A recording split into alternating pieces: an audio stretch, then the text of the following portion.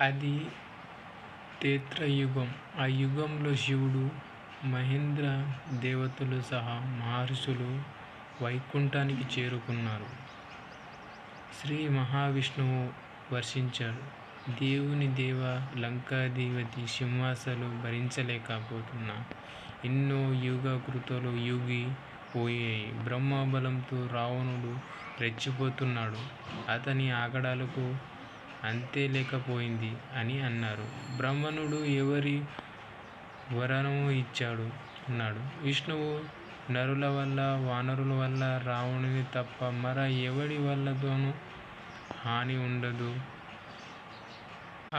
ఆ భరములోనే అతను దేవతలను, మహర్షులను హింసిస్తున్నాడు. ధర్మాన్ని నాశనం చేస్తున్నాడు. అతని లోకానికి మట్టు పెట్టి, లోకానికి శాంతిని నీవే చేకూర్చాలి.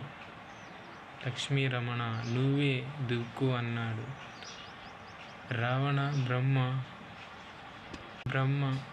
రావణుడు శివభక్తుడు అని విన్నాను అని అన్నాడు విష్ణువు. శివుని నవ్వుతూ చూశాడు.